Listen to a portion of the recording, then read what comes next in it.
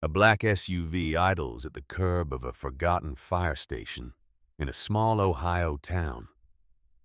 The driver does not get out yet. He is waiting. 3 blocks east, in a small white house, an old woman sits beside a window with a half-finished blue scarf in her lap. She has been knitting it for 18 years. She has not let herself finish. Inside the station, behind a wall of cinder block that does not match the brick behind 6 steel lockers bolted to the floor, a door has been sealed since the spring of 2017. A boy with $43 and a Polaroid has just bought the building. For $10. He does not know what is behind the wall. He does not know who is waiting. He does not know that across the street, a man in a hardware store has just picked up a phone with a hand that will not stop shaking. The folder on the desk was thin, thinner than a magazine, thinner than the 18 years it was supposed to contain. Caleb Whitaker sat in the plastic chair across from the caseworker. He was 18 years old.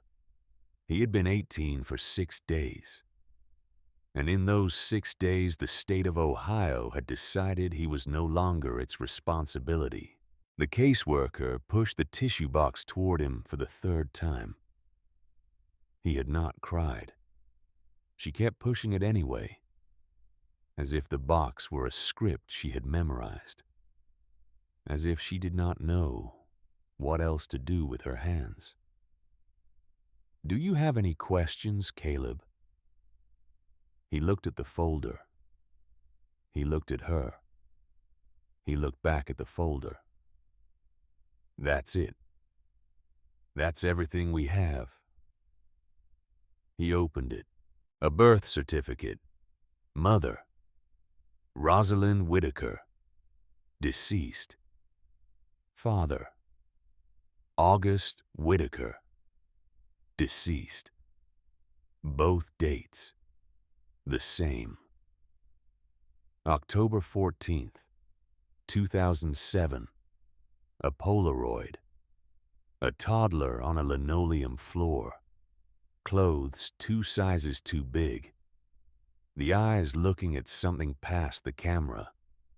Something the camera could not see. Hospital intake records. 6 months old. Left at a fire station. The town not named. 7 foster placements. Listed on 1 page. No notes. They just ended. The way a sentence ends. Without warning. Without reason. With a small black period. "You'll get a check," the caseworker said. $43, the remainder of your allowance. Caleb put the check in his wallet. He put the wallet in his back pocket. He put the Polaroid in the same wallet, behind a folded receipt from a gas station in a town he no longer remembered. He picked up his duffel bag, 2 changes of clothes, a toothbrush, a phone charger, a paperback novel he had been reading for 3 months, because he kept losing his place. And every time he lost his place, he started over. And every time he started over, he forgot he had already started over. "Is there somewhere you can go, Caleb?" He looked at her. "Yeah," he said. He did not have anywhere to go. The first week was the hardest, because he kept expecting it to get easier. He slept behind a strip mall. There was a maintenance shed. The cameras did not reach the back wall of it. He had watched the security guards route for 2 nights to be sure. In 7 foster homes, this was how you stayed out of trouble. You watched. You learned the patterns. You disappeared into the spaces the patterns did not see. He ate at a soup kitchen on Tuesdays and Thursdays. The other days he bought bread. A loaf lasted 3 days if he rationed it. Peanut butter stretched to 5. He washed his clothes in a gas station sink at 2 in the morning. The fluorescent lights buzzed above him. The water came out cold. He wrung the shirts out by hand and put them on wet and let his body heat dry them by morning. He kept a small notebook in his back pocket. He had bought it for 99 cents at a dollar store before he had even left Cleveland. Every night before he slept, he wrote one line, just one, about something he had learned that day. Day 1. The county does not give you a coat in October. Day 3. If you sleep with your shoes on, nobody can steal them. Day 6. Hunger is louder at night than during the day. He was not sure why he was writing it down, but the writing kept him alive in a way the bread did not. By the second week, he had $19. The math did not work. He could not afford to eat and exist at the same time. His phone died on a Thursday. He did not have money for a charge. The public library wanted $1 an hour for the outlet. Without the phone, he lost the soup kitchen schedule. He walked 12 blocks for a meal that was not there anymore. The location had changed. There had been no way to know. He drank from a park fountain. He sat on a bench. He tried to remember the last time someone had said his name out loud. He could not. So he started walking, not toward anything, just away. The way a leaf moves when the wind decides for it. A trucker picked him up at a rest stop outside Columbus. The man was old, 60 maybe, 65. He wore a flannel shirt and smelled like coffee and motor oil. He did not ask questions. He turned up the radio. He drove. Caleb watched Ohio pass through the window. Small towns, boarded storefronts, gas stations with hand-painted signs, a church with white paint peeling from its steeple, a field where someone had planted a flag and forgotten it. The flag was still there. The pole was bent. Everything looked like it belonged to somebody else. The trucker dropped him at a junction. The sign said, Millbrook Falls, population 4,000. The trucker raised one hand without looking at him. He drove on. The diesel engine faded. Then it was gone. Then there was only wind in the trees. Caleb stood at the side of the road for a long time. He counted what was in his wallet. $11. He had spent the other $8 on a sandwich and a bottle of water at a gas station outside Columbus. The sandwich had not been worth it. But hunger had not asked his opinion. $11. Then he started walking again. The diner sat on the edge of town. One story. Brick.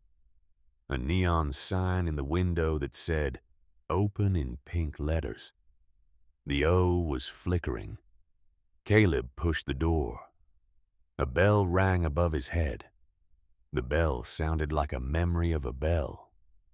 Old, tin, honest. The woman behind the counter was maybe 60. White hair pinned up. Apron tied twice around her waist because she was small. She looked at Caleb the way people look at weather they were not expecting. Not unfriendly. Just considering.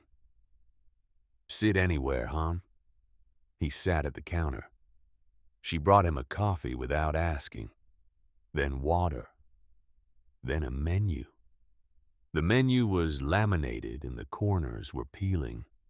He looked at the prices and looked at his wallet and looked at the prices again. I'm just having the coffee, he said. She did not say anything. She went to the kitchen. He heard a pan. He heard butter. He heard eggs cracking. She came back 5 minutes later with a plate. 2 eggs, 3 pieces of bacon, toast, hash browns, coffee refilled. She set it down in front of him. I didn't order this. I know. I can't pay. I know that too. She did not move. She stood across the counter with her arms folded and looked at him until he picked up the fork. Then she nodded once, as if a small piece of business had been completed, as if the contract she had with the world required her to feed a boy who walked in with a duffel bag and a face that had not seen a real meal in a month. She wiped the counter while he ate. She did not speak. When he finished, she took the plate. She refilled the coffee. She refilled it again. She brought him a piece of pie he had not ordered. Apple. The crust had been made by hand. He could see the thumbprint along the edge. Where you headed, son? I don't know. That's a fine place to be headed if you don't mind the long road. He looked at her. My name is Delphine, she said. If you find yourself back this way, you eat here. You don't pay. That's the rule of this counter. I made it. I keep it. Why? She looked at him for a long moment. Because some towns know how to keep a person, sweetheart, and some towns don't. The trick is figuring out which is which. He did not understand her. Not yet. He folded the napkin and put it on the empty plate. Thank you, ma'am. Delphine. Delphine. She walked him to the door. She put a folded $20 bill in his hand. He tried to give it back. She closed his fingers around it and held them closed. You walk into Millbrook proper from here. About a mile. There's a courthouse with a bulletin board out front. Read what's on it. Why? Just read it, sweetheart. She turned the open sign to closed. Even though it was 11 in the morning, even though there were no other customers, she stood in the window and watched him walk away. He walked the mile. He did not look back, but he could feel her watching the whole way. Millbrook Falls had one main street, the kind of main street built when people still walked to where they were going. A hardware store on the corner, a diner, a barber shop with a red and white pole that was no longer turning, a courthouse with a bulletin board out front. Caleb walked up the courthouse steps. He stopped at the bulletin board. Flyers, lost dog, a bake sale at the Methodist church, a piano lesson, a barn cat that needed a home, a man named Floyd selling firewood by the cord. And at the bottom, in black ink on white paper, County Tax Auction, Saturday, 10 a.m., 12 properties, minimum bids listed. He read the list. Vacant lots, a condemned house, a garage, a trailer parcel. And the last entry, former fire station number 7, Briggs Road, minimum bid, $10. He read it twice. He stepped back from the board. He read it a third time. $10. $10 was the one thing he could still afford. He stood on the courthouse steps for a long time. The wind moved through the maple trees. A church bell rang somewhere. 2 blocks away. 3. He could not tell. The sound traveled the way sound travels in small towns. It belonged to everyone. $10 and a building he could not heat, could not sell, could not live in. It was the worst financial decision a person with $31 could make. He spent Friday night under the overhang of a closed gas station on the edge of town. He watched his breath in the air. He ran the math over and over. The answer never changed. By morning, he had decided to do it anyway. Saturday was overcast. Caleb walked to the courthouse. 30 people sat in folding chairs on the lawn. A clerk read property descriptions into a microphone. The clerk was a woman, maybe 40. Her hair pulled back tight, reading glasses on a chain. She read each description with the same flat patience. The lots went fast. A house sold for $1,200. A man in a polo shirt barely looked up from his phone. A vacant lot sold for $400. A woman bought it as a favor to someone on the phone. The bidders knew each other. They nodded. They raised their paddles with the ease of people spending money they would not miss. Caleb sat in the back row. He waited. The fire station came up last. Property 12, former fire station number 7, Briggs Road, single-story brick, approximately 4,000 square feet, decommissioned in 2018. County assessment notes structural deterioration, standing water. Minimum bid is $10. Nobody moved. A few people shifted in their chairs. Someone in the back row whispered something. The woman next to her covered her mouth. "Do I have $10? Caleb raised his hand. Everyone turned. A boy with a duffel bag and worn sneakers, sitting in the last row of folding chairs, with his hand up like he was answering a question in school. The clerk paused. For just a second, long enough that he noticed. $10 from the young man, she said. Do I hear $15? Silence. Going once. Going twice. She let the silence hang. The wind moved through the maples on the courthouse lawn. A man in the third row crossed his arms and looked at the ground. Sold. Nobody clapped. Nobody congratulated him. A woman in the second row turned around. She looked at Caleb. Her face was set in an expression that was not unkind. But it was not encouraging either. It was the expression of someone watching a child reach for a stove. The man in the polo shirt shook his head once, gathered his papers, walked to his truck without looking back. Caleb followed the clerk into the courthouse. He signed the deed inside her office. The deed was a single page. He paid with Delphine's 20. She handed him 10 back and a key on a plain metal ring. She looked at him over her reading glasses. You know what you're getting into, son? No. She almost smiled, but the smile did not reach her eyes. And just as he turned to leave with the key in his palm and the deed folded inside his duffel, she spoke again, quieter this time, as if the words were for herself more than for him. Some folks in this town will tell you that station has a person still watching over it. I wouldn't go listening to that talk. I'd just be careful with the place. That's all. He stopped at the doorway. What do you mean? She looked at him a long time. Nothing, sweetheart.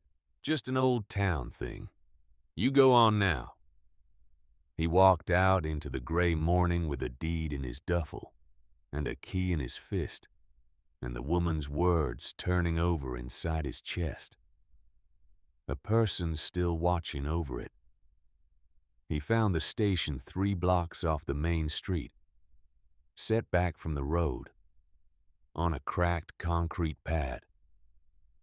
Brick walls darkened by years of weather. 2 wide bay doors at the front, both jammed halfway open. weeds in every crack. The building looked like something the town had decided to forget. He stood on the pad and stared at it. He thought about the caseworker's folder, about Delphine's $20 bill, about the clerk's almost smile, about the way the woman in the second row had turned around to look at him with something close to worry on her face. He thought about the trucker. He thought about his mother. A name on a birth certificate. Rosalind Whitaker. A woman he had never heard speak. He ducked under the bay door. He stepped inside. The truck bay took up the front of the building. Wide concrete floor stained dark with oil. Half the ceiling tiles collapsed. Standing water near a clogged drain. Broken glass along the far wall. But the brick was solid. The steel beams above showed surface rust, and nothing worse. The floor under the mess was level. Caleb had learned enough from his third foster father to know the difference between a building that was dying and a building that had just been left alone too long. This one was waiting. Nobody had bothered to finish what neglect had started. He walked the length of the bay. He touched a wall. Cold. He looked up. The light through the broken windows fell in pale stripes across the concrete. Past the bay, a cinder block partition, a hallway, rooms on either side, a bathroom, no door on the hinges, a kitchen with a counter, a sink, nothing else. A bunk room with 4 metal bed frames bolted to the wall, the mattresses long gone. He tested the faucets, dry. He flipped the switches, dead. The building had been cut off from everything, but the pipes were intact. The breaker panel still had switches in it. Reconnection was possible. Not today. Not cheap. But possible. He climbed a steel ladder bolted to the wall. A storage loft. Plywood floor. Cardboard boxes full of old forms. Outdated fire code manuals. Nothing useful. But through the loft window he could see the whole street. The hardware store across the way. The diner 2 blocks down. The courthouse where he had signed his name an hour ago. The Methodist church with its white steeple. The barber's red and white pole. A town that did not know he was here yet. He climbed back down. He stood in the empty bay. He breathed in. The building smelled like dust, like wet concrete, like cold brick that had not been warmed by a body in 7 years. That afternoon, he walked back to a small grocery store he had passed on Main Street. He bought a loaf of bread, a jar of peanut butter, a bottle of water, a small plastic flashlight. The total came to $8.73. He put the change in his wallet. He had $9 left. He walked back to the station and sat on the concrete pad. He ate 2 slices of bread with peanut butter. He drank a third of the water. He counted his money one more time, just to be sure. $9. Then he went to work clearing the bay. A push broom in the utility closet handled the broken glass. He dragged fallen ceiling tiles into a pile near the door. He unclogged the drain with a piece of wire in his bare hands. The standing water drained on its own once the blockage was clear. By evening, he had a clean rectangle of concrete in the far corner of the bay. He unrolled his sleeping bag. He sat against the brick wall. He looked around the cleared space. The concrete was clean. The walls stood straight. The beams held the roof without complaint. It was a simple thing. maybe the simplest thing in the world. But Caleb could not remember the last time he had been somewhere that felt this solid. Every foster home, thin walls, shared rooms, rules posted on the fridge. This was 4,000 square feet of nobody telling him where to sit. The station was quiet. Wind moved through the broken windows, hummed low against the bay doors. No traffic, no voices. He pulled the Polaroid from his wallet. The toddler on the linoleum floor. The reaching hand at the edge of the frame. He had carried this picture through every foster home, every new school, every last day. It was the only evidence that he had once been small enough for someone to hold. He put it back. He pulled out his notebook. He wrote one line. Day 22. I bought a building today. I do not know why, but I think I was supposed to. He lay down on the sleeping bag. The concrete was cold. The ceiling above him was open beams and wiring and the underside of the flat roof. It was the first roof he had had over his head in 3 weeks. He slept straight through until morning. The next morning, the light through the east windows lit the truck bay in pale yellow stripes. Caleb could see the full layout now. He walked the length of the building, past the cleared corner, past the cinder block partition, down the hallway, the bathroom on the left, the kitchen on the right, the bunk room, past the bunk room, at the very back of the station. He found the locker bay. 6 steel lockers stood in a row against the far wall, each one about 2 feet wide, 6 feet tall, painted red. The paint chipped down to bare metal in places. Number plates screwed to the doors, 1 through 6. The lockers were bolted to the concrete floor, pushed flush against the wall behind them. He opened them one by one. Empty. Dust. Wire hangers. The 4th had a pair of cracked rubber boots. The 6th had a photograph taped to the inside of the door. He leaned closer. A group of men in turnout gear, standing in front of the station. A fire engine gleaming behind them. The corner of the photo read 1994. He closed the door. He stepped back. That was when he saw it. Every wall in the station was red brick with white mortar. Same pattern inside and out. Consistent throughout the building. But the wall behind the lockers was cinder block. Gray. Different mortar. The seam where cinder block met original brick was visible on both sides of the row. Somebody had built this wall after the station went up. It was not part of the original structure. Caleb pressed his palm flat against one of the blocks. Cold. Colder than the brick.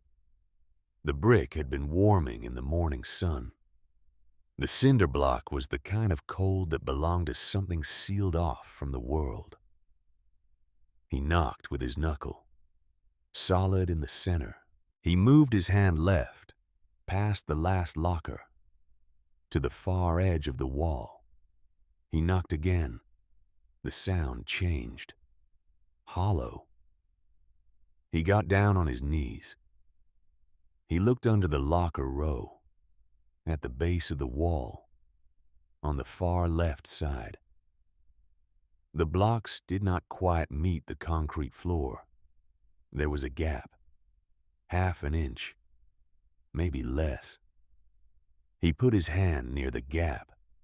Cool air flowed through it, steady, patient, as if the air had been waiting on the other side, holding its breath for a very long time. There was a room behind the wall, sealed off, walled in, hidden behind 6 bolted lockers that nobody had moved in years. Caleb stood up slowly. His hand was still cool from the air. He looked at the locker on the far right. He grabbed the side of it. He pulled. Nothing. The lag screws were rusted into the concrete. The frames were welded together. The whole row was one continuous unit. He braced his foot against the wall and pulled harder. The locker did not shift a millimeter. He needed more tools than he had. He stepped back. He walked back outside into the morning sun. He crossed the street. The hardware store had a hand-painted sign. Quinlan Hardware. The paint had been touched up so many times the edges of the letters had built up thick. The bell above the door rang when he pushed it. A radio on the counter played a country station at low volume. Patsy Cline. The aisle smelled like cut wood and machine oil. The man behind the register was in his late 50s. Broad shoulders, a flannel shirt, reading glasses pushed up onto his forehead. He looked up when Caleb walked in. He did not say anything for a moment. He just looked. "Help you." "I need a socket wrench," Caleb said. "Maybe a pry bar." The man studied him. Caleb was used to being studied. He stood still and let it happen. "What are you working on?" "The fire station across the street." The man's expression shifted, just a little. The way a face shifts when it hears a piece of news it has been expecting and not expecting at the same time. "You're the one who bought it." "How do you know that? Town this size. There's not much else to talk about." He came around the counter. He led Caleb down an aisle. He pulled a red plastic case from a shelf and handed it over. The weight of it surprised Caleb. The man had lifted it like it was nothing. "Socket set, 3/8 and 1/2 inch. Pry bars on the end of the next aisle. The lag screws in that building are old. They'll fight you. Spray them with penetrating oil first. Let it sit 20 minutes. "How do you know about the lag screws?" The man did not answer immediately. He pulled a small can of WD-40 from a hook on the wall. He added it to the socket case. He walked back to the counter. "Used to volunteer there," he said. "Long time ago." Caleb set the case on the counter. He turned it over. He found the price sticker. $22. He had 9. He looked at the man across the counter. "I have $9.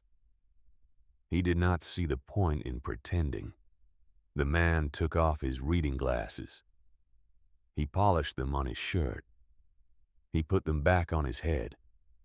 He looked out the front window, across the street, at the fire station, for longer than the moment required. When he turned back, his eyes were different. "Take the socket set. Bring it back when you're done. I'll pay you." "I know. I don't take charity." The man laughed once, a short laugh, like a cough. "Son, I know what charity looks like. I know what a loan looks like. I know what trust looks like. This is the third one. You'll bring the tools back. I am not worried about it." He held out his hand. "Errol Quinlan. I own the place." "Caleb." "Caleb what?" "Whitaker." For 1 second, 1 full second, the hand in Errol Quinlan's hand did not move. It did not grip harder. It did not loosen. It just stayed. As if the man had received a small electric shock he did not want to show. Then his fingers tightened. Just once. Just briefly. The way a man shakes hands when something has been confirmed. "Caleb Whitaker," he said. "Yes, sir." Errol looked at him. He looked at him a long time. Long enough that Caleb began to wonder if he had said something wrong. If a last name in a small town could be a kind of password. The kind that opened a door before you knew there was a door. "Wait here a minute," Errol said. He went to the back of the store. He opened a small refrigerator. He pulled out a brown paper bag. He brought it to the counter and set it down beside the socket set. "Sandwich, coffee. My wife makes extra." "Thank you." "Don't thank me. Just bring the tools back." Caleb picked up the case in the bag. At the door, he stopped. He turned back. "Sir," Errol looked up. "Did you know my parents?" The silence that followed was the kind that has shape, that presses against the walls of a room, that you can feel in the bones behind your ears. Errol did not answer right away. He put both his hands flat on the counter. He looked at them. He looked at Caleb. "Go fix your building, son. We'll talk again." Caleb stood in the doorway for a moment longer. Then he nodded. The bell rang above his head as he stepped back into the gray afternoon. He sat on the concrete pad of the fire station and ate the sandwich first. Ham, Swiss, mustard on wheat. The bread was fresh. The coffee in the thermos was still warm. He ate slowly. He tried to remember the last time someone had handed him food without asking for paperwork first. He could not. Then he went to work. The lag screws in the locker frames were 3/8 inch, rusted solid. He sprayed each one with WD-40. He waited the 20 minutes Errol had told him to wait. He worked them one at a time. The socket wrench had leverage on its side. The first screw took 15 minutes. By the third one, he had the angle figured. He did not know that across the street in the small white house behind the hardware store, Errol Quinlan was sitting in his kitchen. The phone in his hand. The line ringing. He did not know that a woman 3 blocks east in a chair beside a window with a half-finished blue scarf in her lap picked up on the 4th ring. He did not know that Errol Quinlan's voice was lower than usual when he said, "Maeve." A pause. A long one. "Maeve, I think the boy came back." He did not know that on the other end of the line a 78-year-old woman set down her knitting needles with hands that were shaking. Hands that had been waiting 18 years to shake. He did not know any of it. By evening, he had 4 lockers free of the floor. The next morning, he would come back with the rest of his strength. And the row would come apart. That night, he wrote in his notebook, Day 23. The man at the hardware store gave me his tools and a sandwich and would not let me pay. He knew my name before I said it. I think he is afraid of something, or hoping for something. I cannot tell yet. He fell asleep on the sleeping bag. The wind moved against the bay doors. 3 blocks east, Maeve Halloran sat in her chair by the window, the blue scarf in her lap. She did not pick up the needles. She just sat there. She closed her eyes. She moved her lips. She was praying.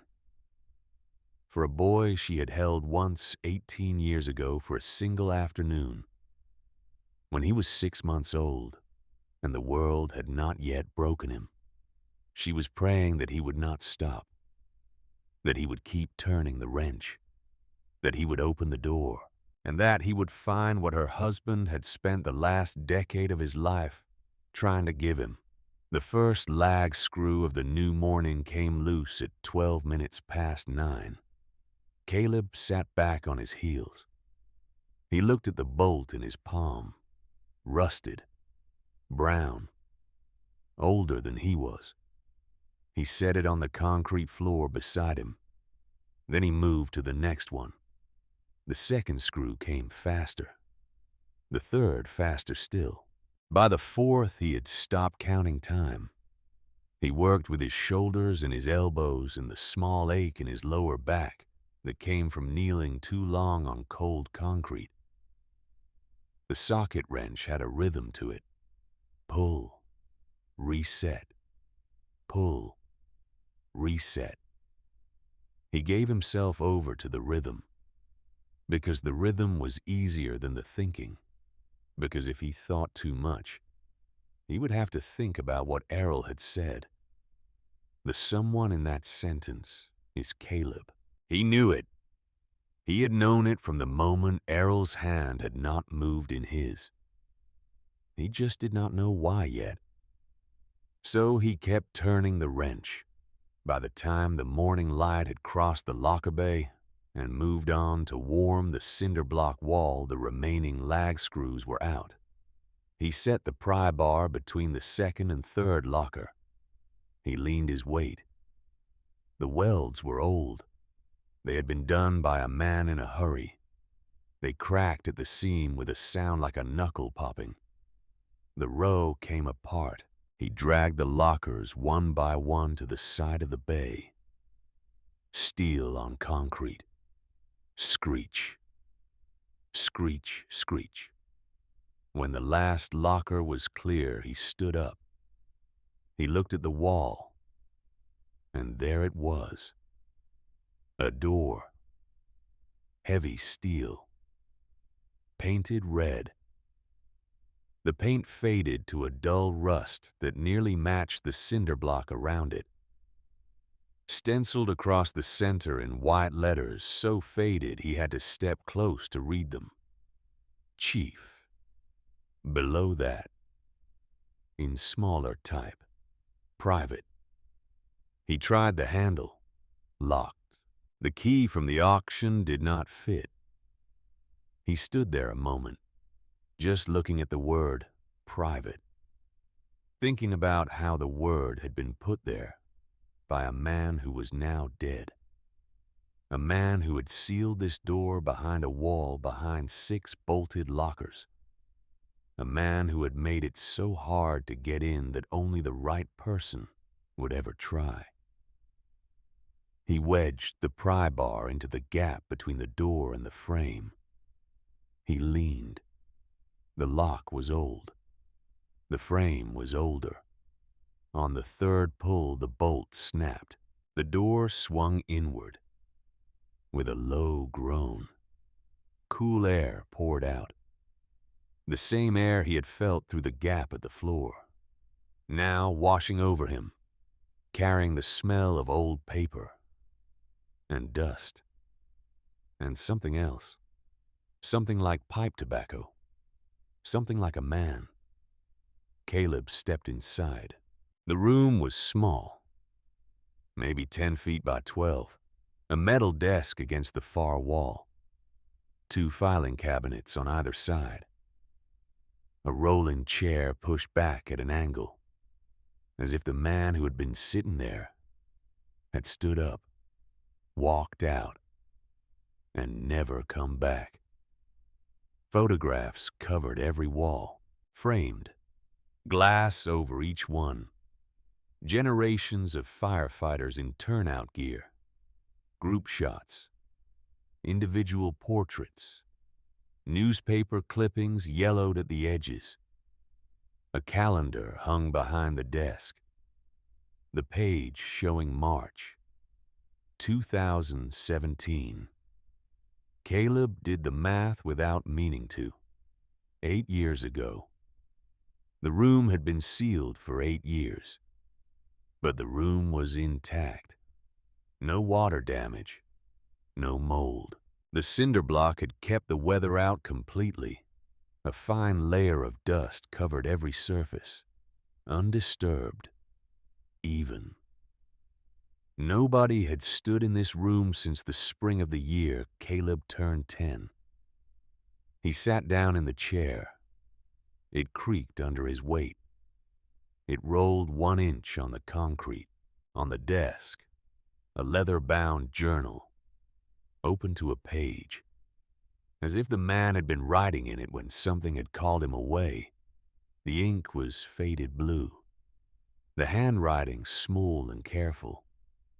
A date at the top of the page, May 14th, 2017. Caleb read the entry. It was a note about a community pancake breakfast. The amount raised, $247. A line at the bottom in slightly different ink. To the fund. As always, TH. Caleb turned back a page. The same handwriting, a different week. A note about a structure fire on Elm Street. Below it, a small star in the margin. And a line. To the Patterson family. $300 from the fund. Anonymous. Per usual practice. He turned back another page. Another star. To Carter Linsky. For his daughter's college tuition shortfall. $420. The boy will not know. That is the point. Caleb turned the pages slower now. The stars came again, and again, and again. A funeral covered. A mortgage payment made the week before a foreclosure. A hospital bill paid. A heating oil delivery in February. A pair of children's shoes for a girl who had outgrown her old ones in the middle of the school year. Every entry signed the same way. TH per usual practice. Anonymous. The man who had written these entries had given away money for decades without ever signing his real name. Without ever telling anyone where it came from. Caleb sat back in the chair. He let out a breath he had not known he was holding. He looked at the photographs on the wall. A man in his 60s stood in the center of a group shot from 1994. Silver hair, a square jaw, a small smile, wearing a chief's helmet, standing in front of the engine, the brass plaque beneath the frame. Theodore Halloran, Chief. Station 7, 1976 to 2016. Theodore Halloran, TH. Caleb said the name out loud. It felt strange in his mouth. The name of a man who had spent 40 years giving away money he never asked anyone to thank him for. Who had sealed his own office behind a wall of cinder block. Who had died in the spring of 2017, and whose name Caleb had never heard until this moment. He turned the page of the journal. He kept reading. The journal moved backward through years. He skipped past entries about training schedules and equipment inventories and small fires in small barns. He was looking for something. He did not yet know what. He found it on a page near the back of the book. The date at the top. October 15th, 2007. Theo's handwriting on that page was different. The letters smaller. The lines tighter together. As if the pen had been pressed harder. as if the man writing had been holding his breath the whole time. The entry was 3 lines. August and Rosalind Whitaker are gone. The boy is 6 months old. He is asleep in a car seat in my office as I write this. I do not know yet what to do with him, but I will not let him be lost. Caleb stopped reading. He could not see the page. His eyes were wet. He blinked. He blinked again. He put both hands flat on the desk. He stared at the names. August Whitaker. Rosalind Whitaker. His mother's name. His father's name. On the birth certificate in the manila folder the caseworker had given him a month ago, the folder he had carried in his duffel bag through 3 weeks of strip malls and gas station bathrooms and park fountains. They were not strangers. They were the man and woman Theodore Halloran had once held in this office at 6 months old. He did not hear the footsteps in the hallway behind him. He only heard the voice. It came from the doorway. Quiet, old. The voice of a woman who had stopped at the threshold and could not yet bring herself to step inside. Oh. Caleb turned. She was small, thin, white hair pinned up, wire-frame glasses, a cardigan buttoned wrong, a cane in her right hand. She was holding the door frame with her left hand. Her knuckles were white. She was looking at him, the way a woman looks at a son she has not seen in 18 years. "You have her eyes," she said. Caleb stood up. The chair rolled back behind him. He did not know what to say. He did not know if his legs would hold him. "You have August's jaw. You have Rosalind's eyes. Oh, sweetheart. Oh, my Lord, you came back." She took 1 step into the room. Her cane tapped the concrete floor. She stopped. She looked at the desk, at the journal open under Caleb's hand, at the chair where Theo Halloran had sat for 40 years, at the photographs on the walls. She lifted her free hand to her mouth. She was crying. She was not making any sound. The tears moved down her face slowly. Caleb did not move. He could not. He had not been touched by an old woman in 18 years. He had forgotten what it was for. To be touched by an old woman. She walked past him. Slowly. Past the desk. To the wall of photographs. She put her fingertips on the glass of one of the frames. A wedding photo. Theo and a much younger Maeve standing in front of the station in 1976. The engine behind them. Theo in a chief's helmet that did not yet have a single dent in it. "Hello, Theo," she said quietly. She turned around. She looked at Caleb. "My name is Maeve Halloran. I am the wife of the man who wrote that journal. I am the woman he sent his last letter to. I am the woman who has been praying for you every morning for 18 years. She paused. She took a breath. "Will you come home with me, sweetheart?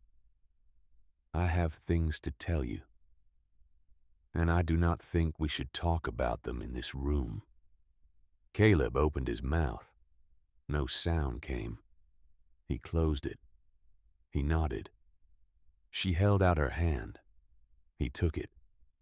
Her fingers were thin and cold, but the grip was firm. The way the grip of an old woman is firm when she has decided that something will not be taken from her again. Maeve Halloran's kitchen smelled like cinnamon and lavender soap. The kettle was already on the stove. She had put it there before she had walked over to the station. As if she had known she would be bringing him back, she moved slowly around the kitchen, the cane against the cabinet, the kettle to the burner, 2 mugs from the shelf, white, chipped at the rims, mugs that had been chipped for 40 years and had been kept anyway, because the chipping had happened at home. She set the mugs on the table. She poured. She sat across from him. The light through the kitchen window was the gold light of late afternoon. It fell on the table between them. It fell on her hands. Her hands were spotted with age, the knuckles swollen, the wedding ring still on the left hand. After 8 years, a widow. She looked at him for a long time before she spoke. "Tell me your name, sweetheart. Tell me your full name. I want to hear it from your mouth." "Caleb." "Caleb what?" "Caleb Whitaker." She closed her eyes. She nodded once. "That is your name." "Yes, that is your name." She opened her eyes. "Your mother chose Caleb. Your father chose your middle name. Do you know it?" "Caleb Thomas. Caleb Thomas Whitaker. After your great-grandfather. Thomas Whitaker. He built the first Methodist church in this town in 1903. The same one with the white steeple you walked past 2 days ago." Caleb stared at her. He had a great-grandfather. He had a name that had been chosen by a man and a woman who had loved him. A church in a small town in Ohio had been built by a man whose blood was in his veins. He did not know what to do with the information. He had nowhere to put it. He had spent 18 years being a person with no past. And now he was a person with a great-grandfather. The cup in his hand was warm. He set it down. He could not lift it again. Maeve took a small sip of her tea. She watched him over the rim of the cup. "I will tell you what I know, sweetheart. I will tell you slowly. I will not leave anything out. Do you want me to start from the beginning?" "Yes. Your father was a carpenter. He built houses. He came to the station every Saturday. He was 28 years old when you were born. He had been raised in foster care the same as you. He had no living family of his own. That was why he loved this town so much. We were the family he picked." She paused. "Your mother was a nurse at the clinic in town. She had grown up in Wisconsin. She came down here for a nursing job, and she met your father at a 4th of July picnic at the station. Your father had brought a pie. He could not bake. The pie was awful. Your mother told him so, right to his face. He fell in love with her on the spot." A small smile crossed Maeve's mouth. "She was 26 when she had you. She worked at the clinic until the week before you were born. Your father painted your nursery yellow. He told her yellow was a brave color. She told him yellow was a patient color. They argued about it the whole time he was painting. She kept the yellow." Maeve's hands closed around her mug. "You were a happy baby, Caleb. I want you to know that. You laughed at everything. Your mother brought you to the station in a car seat. She set you on Theo's desk during drills. The men used to pass you around like a football. You did not cry. You laughed. Caleb stared at the table. He did not trust his voice. On October 14th, the elementary school on Maple Street caught fire. The boiler had an electrical fault. The fire moved up through the walls. 14 children were trapped on the second floor. Maeve's voice did not waver. She had told this story before. To someone, probably to herself, many times. In an empty house, in the dark, to no one. Your father and mother were the first ones through the door. They got every child out. 14 children, one at a time, through the windows. Your father carried the last one down a ladder while your mother held the door against the smoke. The stairwell came down. They could not get back out. She paused. She took a breath. They were holding hands when the firemen found them, underneath a section of fallen beam. Your father had pulled your mother into his chest, as if to shield her. They were holding hands. Caleb did not move. He could not. He was thinking of a yellow nursery in a town he had never seen, of 2 young people who had argued about paint, of a woman who had told a man his pie was awful, of 14 children who were now in their 20s, walking around somewhere in this country, probably without knowing whose son the boy across from him was. He was thinking of his mother's hand, in his father's hand, under a fallen beam. You were 6 months old, sweetheart. Theo brought you back to the station that night. We took care of you for 2 days. I held you in this very kitchen. I fed you a bottle. You slept on my chest. I want you to know that. Whatever happened after, you were held. You were not alone in this world. Not at the beginning. Caleb put both his hands flat on the table. He stared at them. The hands of a stranger. The hands of a son. On the 3rd day, the state took you. They placed you in Cleveland. Theo called them every day, then every week, then every month. They told him he had no legal standing. He hired a private investigator. The investigator could not find you. He wrote letters. He filed petitions. He did not stop. Not for 18 years. Caleb looked up. Why? It was the first word he had spoken. Why? He said again. Maeve looked at him. A long look. Because he loved you, sweetheart. Because August and Rosalind were his children too. Because in a small town, a man like Theo Halloran does not let a boy disappear into a system. He keeps looking, even after everyone else has stopped. She paused. And because of one more thing. She stood up. She walked slowly to the hall closet. She opened the door. She reached up to the top shelf.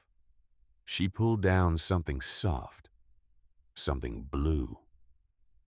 She turned around.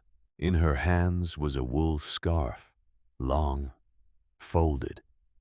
The blue of a sky just before evening. The blue of the deep middle of a lake. She walked back to the table. She set the scarf in front of Caleb. He looked at it. He looked at her. I started knitting this, she said, the week your mother told me she was pregnant with you. I told her I would make you a baby blanket. She said she did not want a blanket. She wanted a scarf for when you were old enough to walk. I asked her what color. She said, blue, the color of patience. Maeve sat down. Her hands were shaking now. I started knitting. I did not finish before you were born. I was slow. I worked on it on the back porch some evenings. The week of the fire, I had finished the first 3 feet. After the fire, I could not bring myself to throw it away. So I kept knitting. And every time I finished, I would pull it back out. And I would start over. Because if I finished it, and you were not here to wear it, I did not know what I would do with myself. She reached out. She touched the scarf with her fingertips. I have been knitting this scarf for 18 years, Caleb. I knit it. I pull it out. I knit it again. I pull it out. 18 years. I did not stop. I could not stop. Because if I stopped, it would mean I had given up. And Theo had asked me not to give up. He said, Maeve, the boy will come back. The station will find him. You keep your needles in your hands. Her tears were on the table now. Small dark spots on the wood. Yesterday, Errol called me. After 18 years. He told me the boy had come back. Caleb's hand moved. It moved on its own. It reached out. It touched the scarf. The wool was soft. The blue was the color of his mother's eyes, in a Polaroid he had carried in his wallet for 18 years. He had not known until this moment what color her eyes had been. He had only seen them in black and white. He picked up the scarf. He held it in his lap. He pressed his face into it. He did not cry the way a man cries. He cried the way a boy cries. The way a 6-month-old cries. The way a person cries when they have just learned that they were once loved by a woman who chose the color blue for them. Maeve came around the table. She put her arms around him. She was small. She barely reached his shoulder. She held him anyway. She held him for a long time. The kitchen was quiet. The kettle clicked once on the stove. The clock above the sink ticked. Outside somewhere, a car passed on the street and then was gone. That night, Maeve made him eat. A bowl of chicken and rice she had cooked the day before, as if she had known. He ate without tasting. He kept the scarf in his lap. She made up the couch for him. Old sheets. A wool blanket that smelled like cedar. Before she went to her room, she stopped in the hallway and looked back at him. "There are things in Theo's office I need to find with you," she said. "I have not been in that room in 8 years. I do not have the strength to walk over there alone. Tomorrow, we will go together." "Yes, ma'am." "Maeve. Maeve." She nodded once. She turned off the light. Caleb lay on the couch with the blue scarf folded across his chest. He listened to the old woman move around in the next room. A drawer opening. A drawer closing. A breath. A small cough. The kind of sounds that belong to a house that has held one person for a long time. He pulled the scarf up to his chin. He slept. The next morning, Caleb walked back to the station. The blue scarf was around his neck. He had eaten oatmeal at 6 in the morning. Maeve had pressed his hand before he walked out the door. She had told him she would come over later after she had bathed and gathered the strength. The morning was cold. The light was thin and yellow. He crossed the concrete pad in front of the station. A black SUV was parked at the curb. A man stood beside it, late 50s, silver hair, gray suit. The kind of suit that did not belong in a town with a barber shop whose pole had stopped turning. The man straightened when he saw Caleb coming. "You the new owner?" I am. Sterling Crow. He held out a business card. Caleb did not take it. I develop commercial properties. I have been planning a mixed-use project on this block for 2 years. Retail on the ground floor, residential above, a parking structure beside it. He looked at the station. This lot is the parking structure. It's not for sale. Everything is for sale, son. I'm not your son. Sterling almost smiled. He did not. 5,000 cash. Today. That is 500 times what you paid for it. You walk away with money in your pocket. You go start a life. You stop sleeping in this drafty box. Everybody wins. No. You haven't heard the second part of the offer yet. Don't need to. 8,000. No. 10. No. Sterling looked at him. A long look. The look of a man who had been told no by boys before and had eventually heard yes. The auction may not hold up. The county sold a property that has a cloud on the title. My attorney is reviewing the chain of records. If the sale was improper, the deed reverts to the county. The county has already signed a letter of intent with me. My deed is signed. Deeds can be challenged. Caleb looked at him. The blue scarf was warm against his throat. You done? Sterling's jaw moved once. He put his hand in his coat pocket. He pulled out the business card again. He set it on the hood of the SUV. He did not look at Caleb when he spoke. I will give you a week to think about it. I don't need a week. A week. Then I filed the petition. He got back in the SUV. He drove away. Caleb stood on the concrete pad. He looked at the business card on the hood mark where the SUV had been. He did not pick it up. He went inside. Maeve came at 10. She walked the 3 blocks with her cane. She stopped at the bay door and looked in. Her eyes moved across the cleared concrete. The stack of fallen ceiling tiles in the corner. The open hallway leading to the back. She had not been in this building in 8 years. She stepped inside. She walked slowly down the hallway. Caleb followed her. In the locker bay, she stopped. She looked at the open steel door. 8 years, she said quietly. I thought I would never walk through that door again. She stepped through. She went to the desk. She put her hand on the back of the chair. She looked down.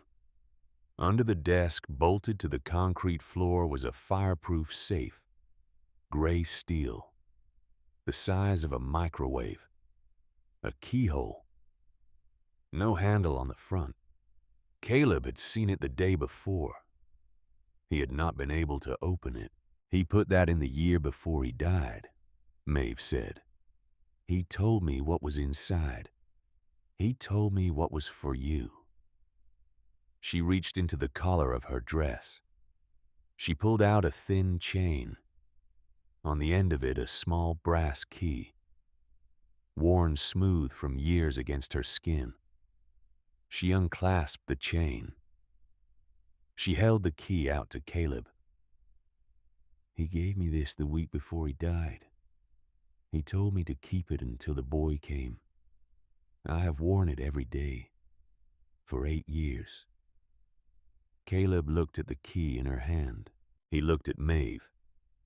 He looked at the safe. She took his hand. She pressed the key into his palm. She closed his fingers around it. It is yours, sweetheart. It has always been yours. Caleb knelt down on the concrete in front of the safe. He fit the key into the lock. He turned. The lock resisted for a moment. Then it gave. With a small, clean click, he pulled the recessed lever on the side of the safe. The door swung open. Cool air came out.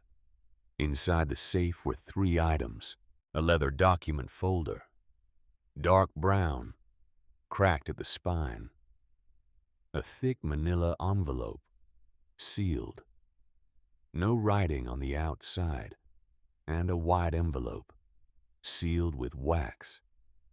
The wax yellowed with age. Across the front, in careful handwriting, Caleb Whitaker. He sat back on his heels. He stared at the envelope. His own name, written by a man who had died 8 years ago, a man he had never met, a man who had loved him without ever seeing his face. Behind him, Maeve sat down slowly in the chair her husband had sat in for 40 years. Her hand went to her chest. She did not speak. Outside, the wind moved through the maples on Briggs Road. Caleb picked up the envelope. He held it in his hand. He did not yet break the seal. Some things you hold first, before you read them. He held the envelope a long moment. The wax yellowed at the edges, the paper heavy. The kind of paper a man chooses when he knows what he is writing matters. Caleb broke the seal with his thumb. A single folded page came out. Just one. Thicker stock than ordinary stationery. The kind of paper a man keeps in a desk drawer for the letters he means to live longer than he does. Behind him, Maeve sat in the chair, both her hands on her chest. She was holding her breath. Caleb unfolded the page. He looked at Maeve. "Will you let me read it out loud?" She nodded. She could not speak either. So he began. "Dear Caleb." The handwriting was the same blue ink as the journal, but slower, steadier, as if Theo had taken his time, as if he had known these were the words that would have to do the work of every conversation he would never have. "I do not know how old you will be when you read this. I do not know what kind of man you will have become. I want you to know I have thought about both. I have thought about you on every birthday I have known about, and the 17 birthdays I have not." Caleb stopped. He breathed in. He kept reading. "I want to tell you 3 things. Maeve will tell you the rest. The first thing is this: your mother was the bravest person I ever knew. Your father was the stubbornest. Together they were the most ordinary, most extraordinary, most decent people I ever served beside. And the night I held you in this office 6 months old and asleep in your car seat, I made you a promise. I would keep their station standing until you came home to it." Caleb's voice caught. He took a breath. He kept reading. "The second thing is that I've spent my life trying to build a small kind of net. A net that catches the people in this town when nothing else does. It is not a charity. It is what a community owes the people who live inside it. The papers in the safe will tell you about it. I am leaving it to you. Not because I think you owe anyone anything, but because I think you will know what to do with it. You are August and Rosalind's son. That is enough. The third thing is the hardest, so I am going to say it plain. Take care of Maeve for me. She is the bravest woman in this story now.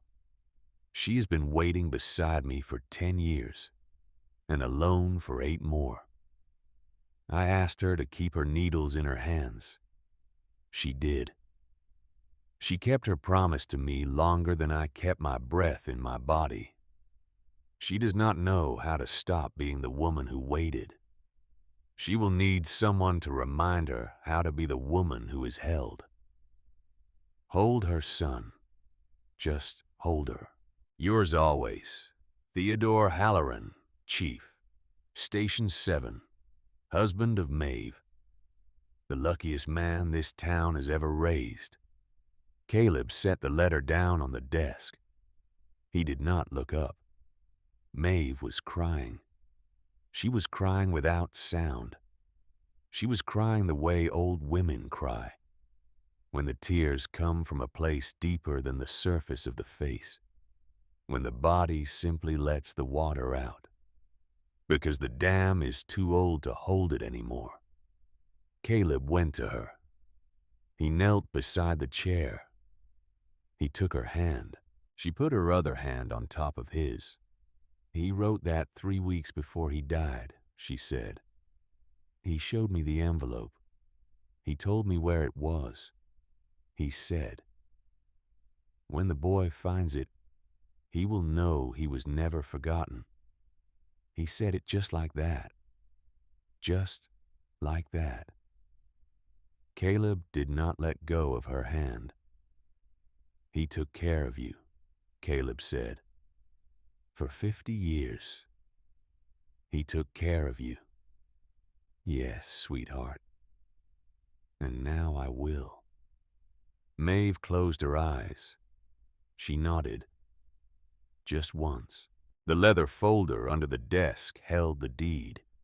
The deed showed that Theodore Halloran had bought the fire station from the county in 2014 for $22,000 of his own pension money. The station had never been abandoned. It had been Theo's property, held outright in his name. Upon his death, the property had transferred into a trust at the county courthouse. The beneficiary of the trust, Caleb Thomas Whitaker, son of August and Rosalind Whitaker. The tax auction had not sold the station. The tax auction had sold the right to pay back taxes on a property that had already belonged to Caleb. From the moment Theo's heart had stopped in his garden in March of 2017, $10 had brought him home to a building that had been waiting for him for 8 years. The manila envelope held the bank records, a trust account, the Station 7 Community Fund, held at County Savings. Beneficiary, Caleb Thomas Whitaker. Most recent balance, $327,412.31. Caleb stared at the number. He read it twice. He read it a third time. He sat on the concrete floor of the office with the page in his lap, and he thought about the bread he had rationed for 3 days, about the peanut butter that had stretched to 5, about the gas station sink at 2 in the morning, about the soup kitchen he had walked 12 blocks to find. He had been carrying a fortune in his name for 18 years, and he had not known. He looked up at Maeve. She was watching him. She knew what he was thinking, the way only an old woman can know what a young man is thinking, because she had once been young, and he was the boy she had held in her kitchen when the world had been kinder than it had any right to be. For 2 whole days, he did not want you to know until you were ready to know, she said. He wanted you to come home first, then to know. The black SUV pulled up to the curb just as Caleb walked back out to the bay door. It was the next afternoon. Sterling Crow had not waited a week. He had waited a day. Sterling got out. This time he had a man with him. A second man. Gray suit. Briefcase. The expression of a man being paid by the hour. "My attorney," Sterling said. "We have filed a petition with the county. The tax sale has a cloud on title. We are requesting a condemnation review. I would like to settle this today, son. I will go $15,000. That is my final offer." Caleb did not say anything. He walked back into the station. He came back out a minute later, the leather document folder in his hand.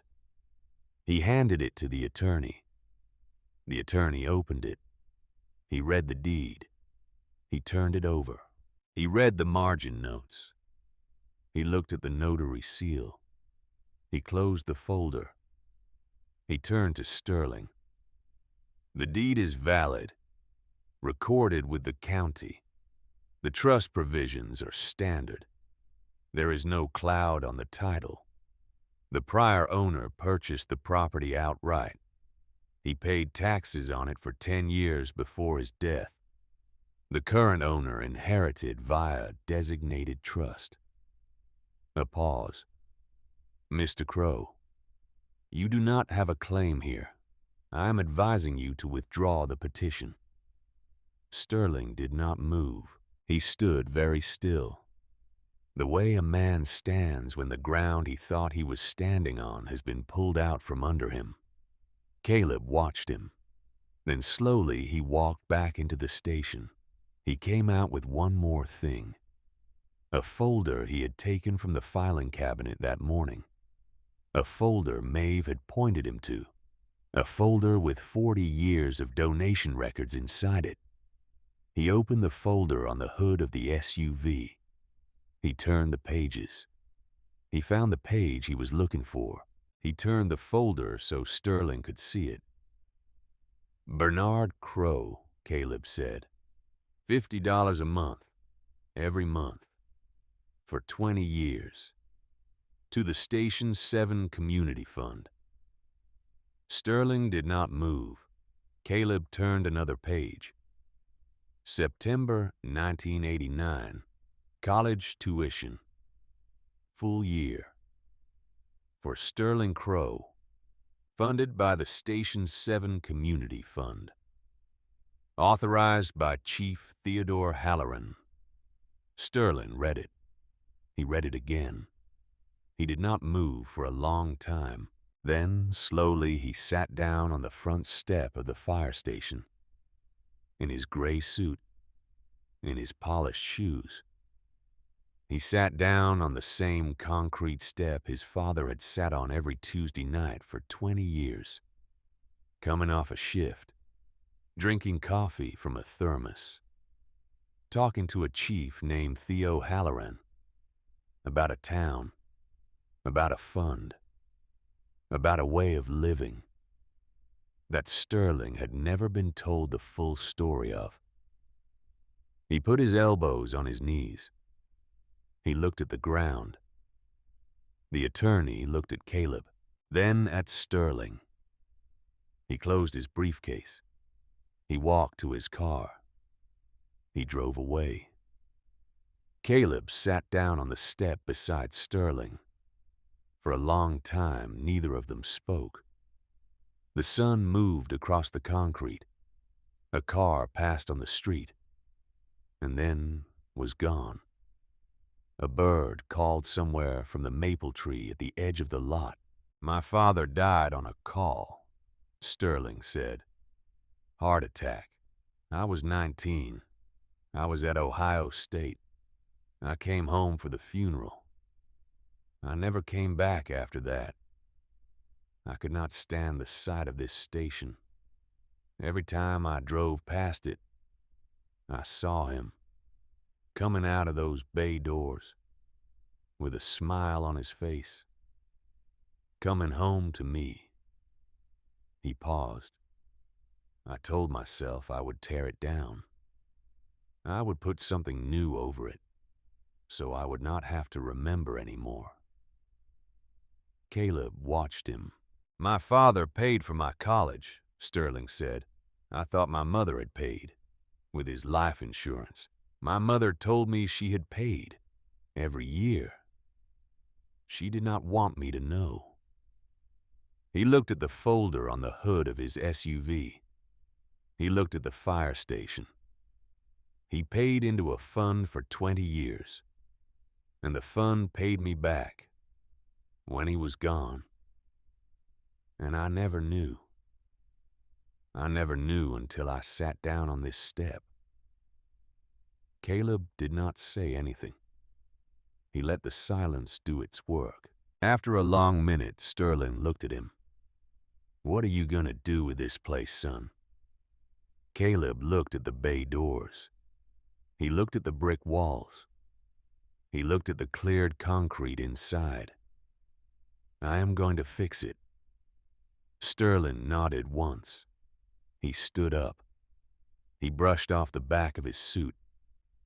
He picked up the folder from the hood. He looked at it. He set it back down. He looked at Caleb. I will not be coming back to make any more offers, son. Caleb nodded. Sterling started to walk toward his SUV. Then he stopped. He turned around. He looked at the fire station for a long time. My father loved this place, he said. I know. I think I forgot. You can come back, Caleb said. Any time. The station remembers you. Sterling stood there a moment. He looked like a man who had just been given permission to come back to his own childhood. He got in his SUV. He drove away. Slower this time. Word about the station spread the way things spread in a small town. Slowly at first. Then, all at once. Errol came every morning before he opened the hardware store. He brought tools, coffee, a patience for teaching that Caleb had not expected. He showed him how to frame a wall, how to run electrical conduit, how to cut drywall so the seam disappeared. Your father could do this in his sleep, Errol said one morning. He was holding a level against a stud Caleb had just installed. He taught me half of what I know about framing. Was he patient? Not even a little. He would rip a wall out and start over if the angle was off by a quarter inch. But he was right every time, so nobody argued with him. Caleb adjusted the stud. The bubble centered. He drove in a nail. A retired electrician named Floyd showed up on a Saturday and rewired the kitchen. He did not ask permission. He just showed up with a tool belt and a bag of wire. A plumber named Earl came the following week. He replaced the corroded pipes in the bathroom. He did not send a bill. A woman from the garden center on the edge of town brought flats of marigolds. She planted them along the concrete pad. Her name was Wilma. She did not say much, but every time she finished planting a row, she stood and looked at the brick wall for a long minute, as if she were saying something to the wall that only the wall would know. None of them said much about why they had come, but Caleb noticed. Each one of them at some point during the day walked back to the office, stood in the doorway for a minute, looked at the photographs on the walls, and then went back to work. Caleb posted the donation records on the community bulletin board at the courthouse. He did not add commentary, just the names, the dates, the amounts given, the families who had received help. 40 years of anonymous generosity, laid out on 8 pages of copies. Within a week, people started coming to the station. A woman in her 40s whose mother had been helped with a hospital bill in 1993. a man whose daughter had received tuition help in 2004, an older couple who would have lost their house in 2008 if an anonymous check had not arrived the week the mortgage was due. They stood in the bay door and held hands. The wife was crying. Each of them had a version of the same story. They had needed help. Help had arrived. Nobody had taken credit. And the fire station that the town had been calling an eyesore for years turned out to be the place where the help had come from. The town's understanding of the building shifted. It stopped being a ruin. It started being a landmark. Maeve came to the station every day. She walked the 3 blocks with her cane. She sat in a folding chair Caleb had set up for her in the bay. She watched the work. She corrected people's stories about Theo when they got the details wrong. She drank tea from a thermos. She brought the blue scarf each morning. She had finished it the day Caleb opened the safe. For the first time in 18 years, she had let herself finish. She had wrapped it around his neck herself at her kitchen table, with both her hands shaking. And she had not pulled it out again. Caleb wore it every day. In the back of the station where the old captain's quarters had been, he began to build an apartment. 1 room, a small bathroom, a kitchenette. He did most of the work himself. Errol checked his framing. The plumber handled the water lines. It took 3 weeks. When it was done, he stood in the doorway of the finished apartment. He looked at the fresh drywall, the new window, the small counter with a coffee maker on it. He turned to Maeve. She was sitting in her chair in the bay. "It's yours," he said, "if you want it." Maeve looked up. "What is mine, sweetheart?" "The apartment. I built it for you." She did not say anything for a long moment. She set down her tea. She stood up, slowly, with the cane. She walked to the doorway. She looked at the apartment, the small window, the counter, the shelf where she could put her books, the corner where her chair would fit. She did not move for a while. "This is your home, Caleb, not mine. It is our home." "No, sweetheart. You are 18 years old. You should not be tied to an old woman." Caleb reached into his back pocket.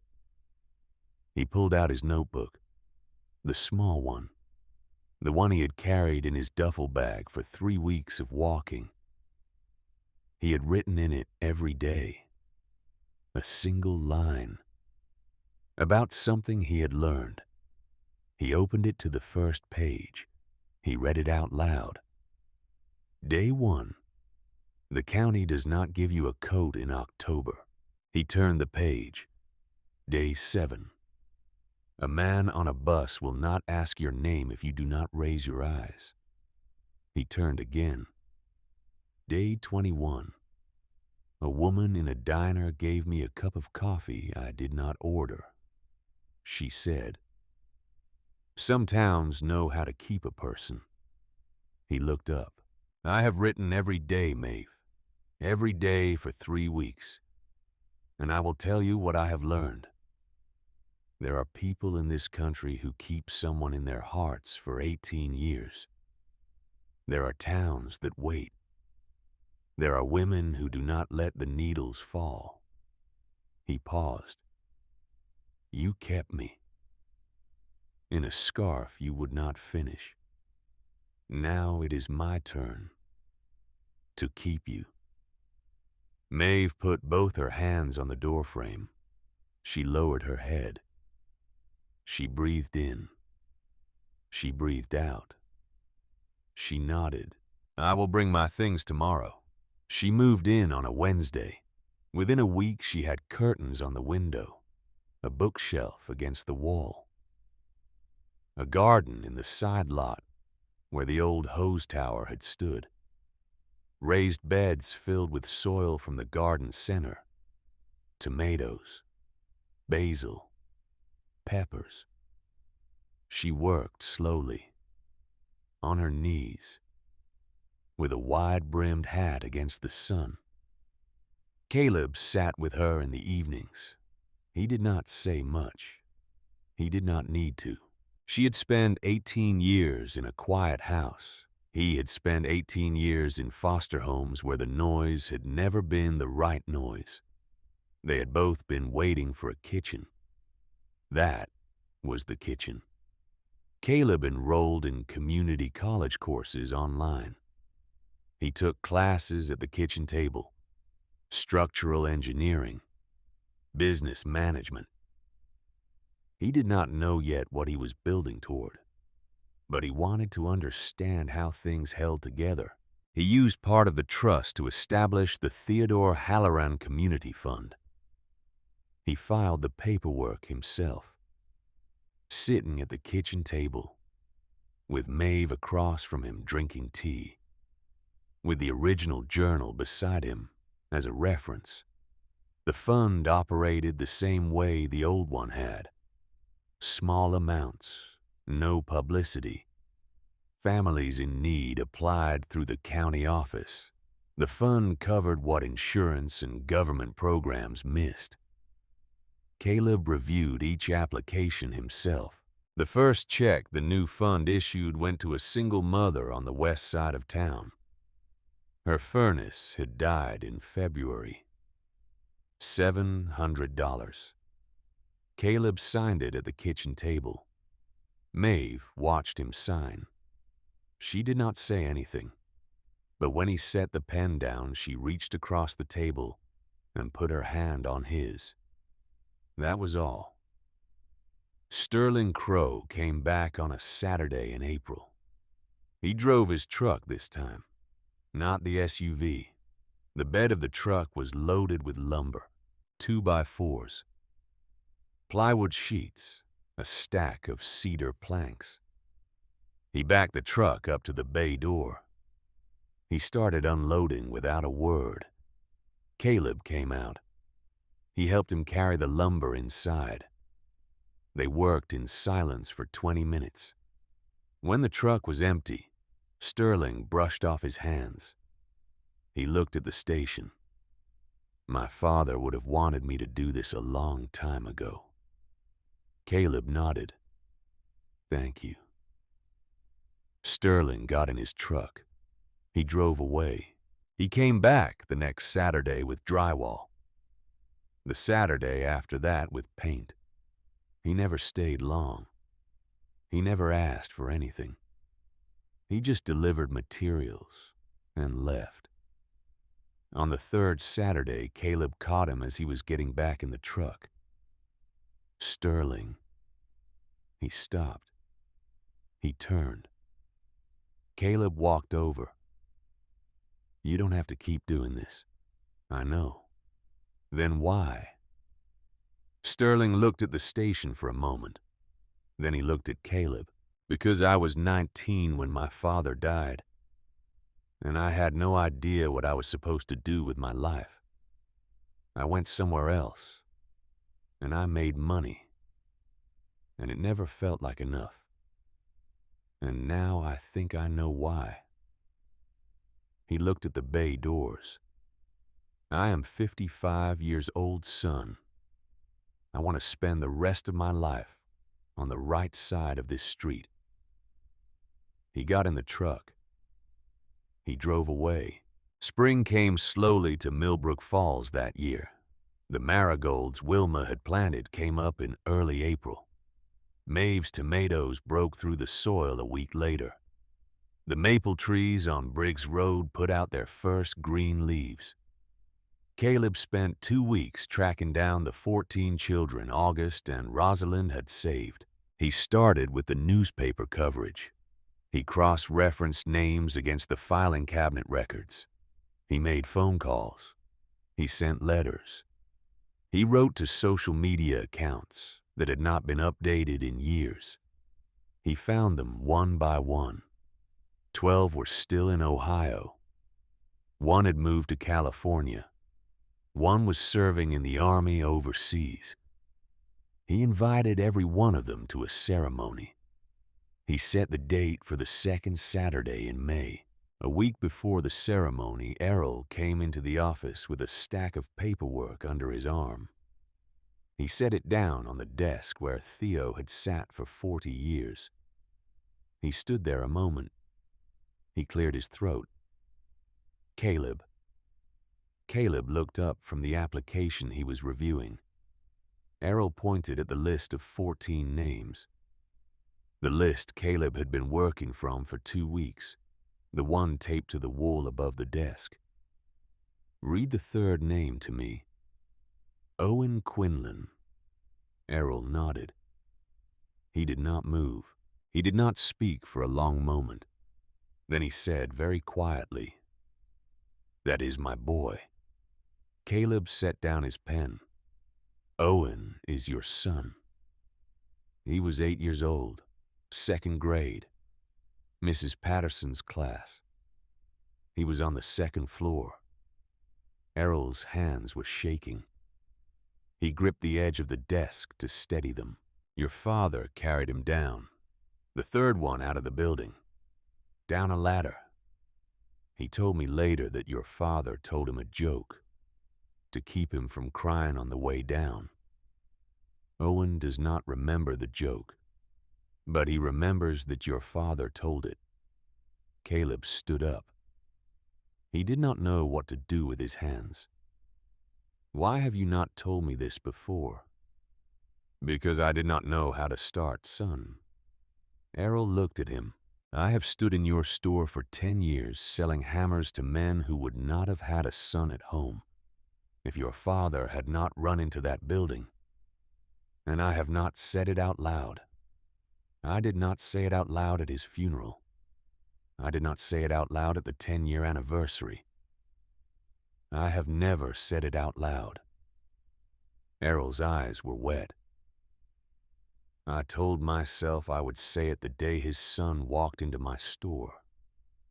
And then his son walked into my store. And I still could not say it." Caleb came around the desk. He put his hand on Errol's shoulder. Errol put his hand over Caleb's. For a long moment, neither of them spoke. Then Errol said, "He is 26 years old now. He works at the high school. He coaches basketball. He has been waiting 18 years to thank you. He told me so on the phone last night." Caleb closed his eyes. He nodded. "Bring him to the ceremony. He is already coming." The day of the ceremony was warm. The sun came up over the ridgeline at 6 in the morning. By 8, the dew was off the grass. By 9, Maeve was in her chair in the bay, in a blue dress that matched the scarf around Caleb's neck. By 9:30, people had started arriving. Errol came across the street with Owen. Owen Quinlan was 26 years old, tall, broad shoulders, the same square jaw as his father. He held his father's arm as they walked across the street, as if he understood that today his father needed to be held up. Caleb met them at the bay door. He held out his hand. Owen took it. He did not shake it. He held it. "My name is Owen Quinlan. Your father saved my life. I have wanted to meet you for a long time." Caleb could not speak. Owen looked at him. "Thank you for coming home." That was all he said. The other children came, the ones who were children no longer. A woman who had been 4 years old. She brought her daughter, who was now 7, the age she had been when her mother had been carried out. She knelt down in front of the plaque. and read her own name from the list. She showed her daughter where her name was. Her daughter touched the brass with one finger. A man who had been 7. He had grown up to be a teacher. He told Caleb that he taught at the same elementary school. They had rebuilt it on the same lot. He taught 4th grade. A woman who had been 6. She had become a nurse. She told Caleb that she had become a nurse because of his mother. She had only learned when she was 23 that the woman who had carried her down a hallway full of smoke had been a nurse herself. She had decided that day to apply to nursing school. Each of them stood for a minute in front of the plaque. Each of them touched a name. The brass plaque was mounted beside the front entrance. It read, "In memory of August and Rosalind Whitaker, volunteer firefighters, who gave their lives on October 14th, 2007, saving 14 children from the Maple Street school fire. Their courage is remembered. Their son carries it forward." Below their names in smaller type were the names of the 14 children they had saved. About 40 people were on the concrete pad. Caleb gave a short speech. He did not know how to give a speech. He said only, "Thank you for keeping their names safe. Thank you for keeping their station safe. Thank you for keeping me a place to come home to." Maeve stood beside him. She did not let go of his hand the whole time. At the back of the crowd, a small woman in a white blouse and a folded apron over her arm stepped through the bay door. She was carrying an apple pie covered with a white linen cloth. Caleb saw her. He stopped speaking. He stepped down from the small wooden box he had been standing on. He walked through the crowd. He met her at the edge of the concrete pad. "You came," he said. "I told you I would, sweetheart. If you ever came back, you would eat at my counter and not pay. Today, you did not have to come to me. Today, I came to you." She held out the pie. He took it. "I closed the diner for the morning. The open sign is hanging the other way, just like the first day. Delphine, I want to introduce you to someone." He took her by the elbow. He led her through the crowd. Maeve stood up from her chair when she saw them coming. "Maeve, this is Delphine. She is the woman who gave me a hot meal and a $20 bill the morning I walked into this town with nothing." Maeve looked at Delphine. Delphine looked at Maeve. The two old women stood looking at each other for a long moment. Two women who had spent their lives keeping people in different ways, one with a counter and a coffee pot, the other with a pair of knitting needles and a refusal to let a scarf be finished too soon. "Thank you," Maeve said, "for feeding our boy." "Thank you," Delphine said, "for waiting for our boy." They held each other's hands. Caleb stepped back.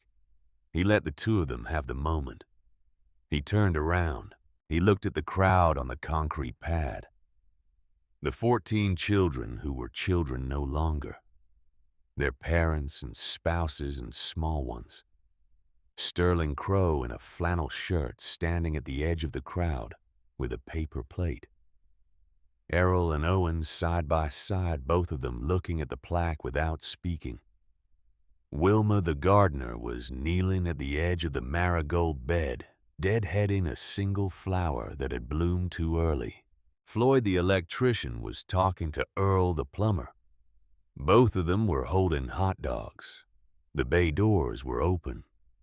The station was full of folding chairs. Someone had set up a cooler of lemonade. Errol had brought a portable grill from his store. Children Caleb had never met were running through the bay and out the back. It was the first time the station had been full of people since the day it had closed. That evening, after everyone had gone home after the folding chairs were stacked against the wall, Caleb climbed the steel ladder to the flat roof. The sun was going down over Millbrook Falls. The sky turned from orange to purple along the ridgeline west of Main Street. The lights in the houses came on one at a time. Yellow squares in the growing dark. Below him, Maeve sat on the front step of the station. With a reading lamp plugged into the outdoor outlet Caleb had installed the week before. She was knitting again, but this time she was knitting something smaller. A baby blanket.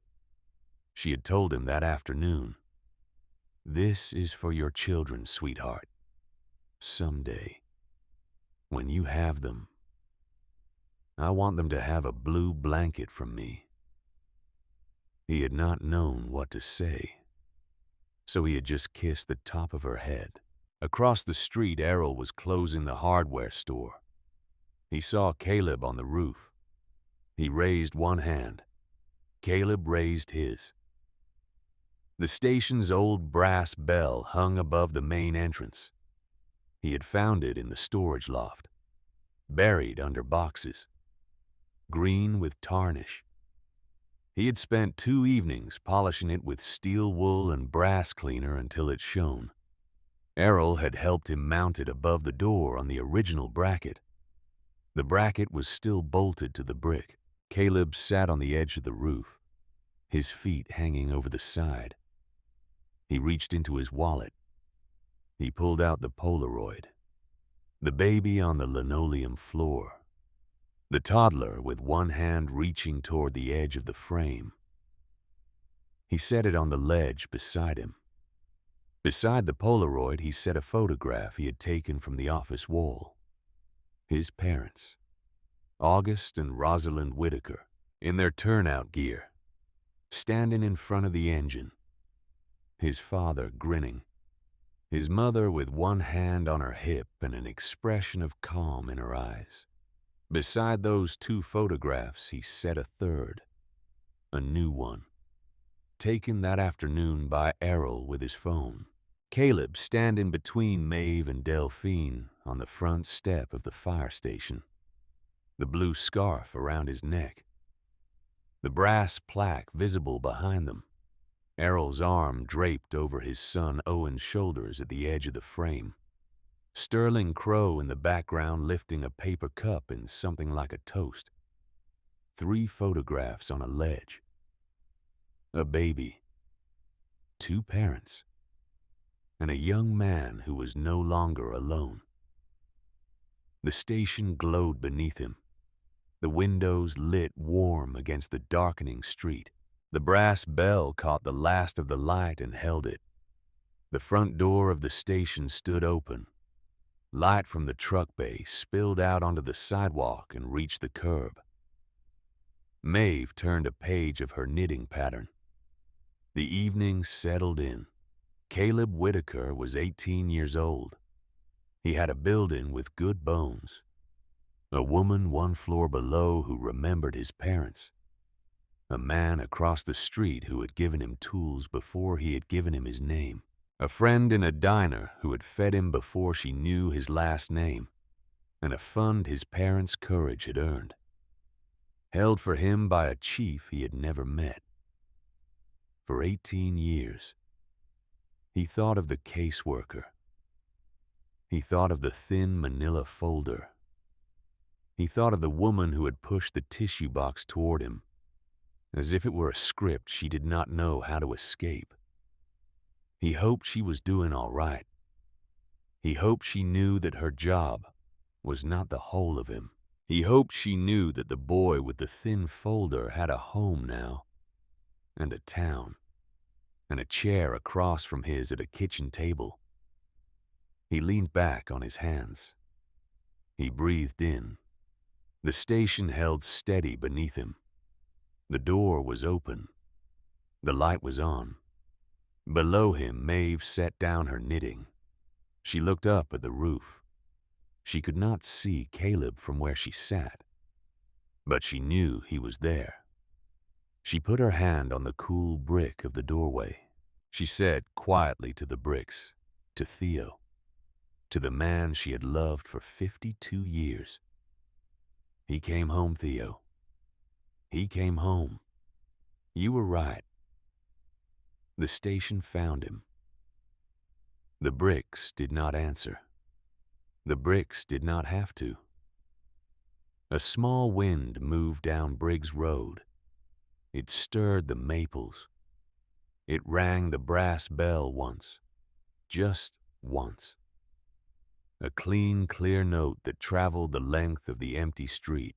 Across the way in an apartment above the hardware store, Errol Quinlan stood at his window. He had heard the bell. He put his hand against the glass. He smiled. Caleb sat on the roof. He looked at the 3 photographs on the ledge beside him.